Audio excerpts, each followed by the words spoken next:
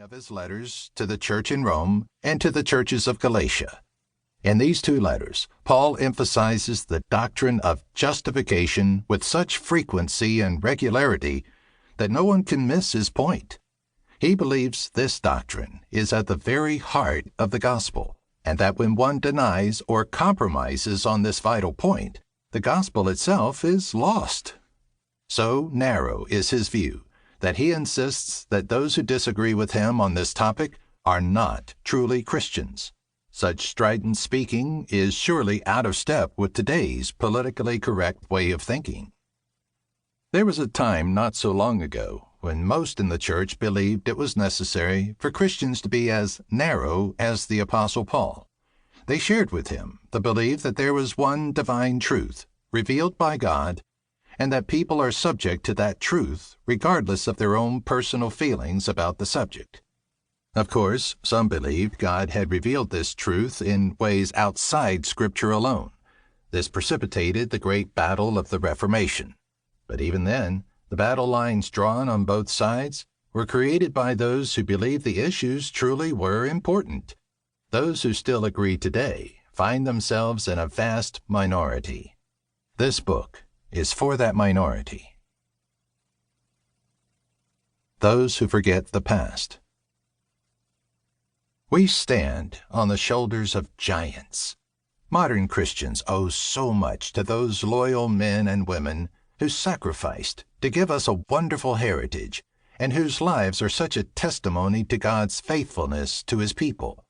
Sadly, for many in the church today, church history extends back 20, 50, maybe 100 years.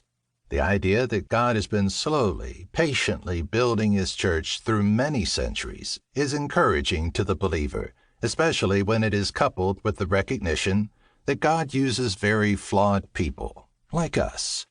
But so many today miss out on the benefit of knowing about God's faithfulness over time because they simply ignore the study of church history altogether. Frequently, this situation results in the contemporary church making the same mistakes over again. Not learning from history tends to cause us to reinvent the wheel on a nearly generational basis. There are historical issues that are directly related to the purity of the church and to the gospel of Jesus Christ that have been addressed in the past by godly believers with great insight and understanding. The Reformation showed quite clearly what those matters were. The most basic was that of sola scriptura, the doctrine that the Bible, and the Bible alone, is the sole infallible rule of faith for the church. What we believe must be founded on the Bible alone, and all of the Bible, or it is not truly Christian. Not only this, but the traditions of the church, no matter how important we may feel them to be, are not equal in authority with the inspired words of Scripture.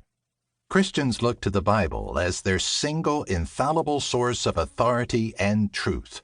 From this principle of sola scriptura came what might be called the central material doctrine of the Reformation, justification by faith.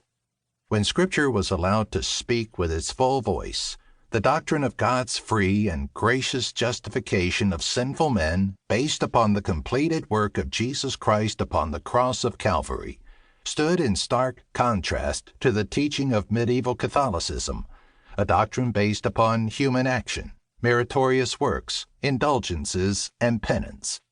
J.I. Packer, in his fine introductory essay to James Buchanan's work, The Doctrine of Justification, wrote, Martin Luther described the doctrine of justification by faith as articulus stantis vel candentis ecclesia, the article of faith that decides whether the church is standing or falling. By this he meant that when this doctrine is understood, believed, and preached, as it was in New Testament times, the church stands in the grace of God and is alive. But where it is neglected, overlaid, or denied, as it was in medieval Catholicism, the church falls from grace, and its life drains away, leaving it in a state of darkness and death. The reason why the Reformation happened and Protestant churches came into being was that Luther and his fellow reformers believed completely in this respect that no faithful Christian could, with a good conscience,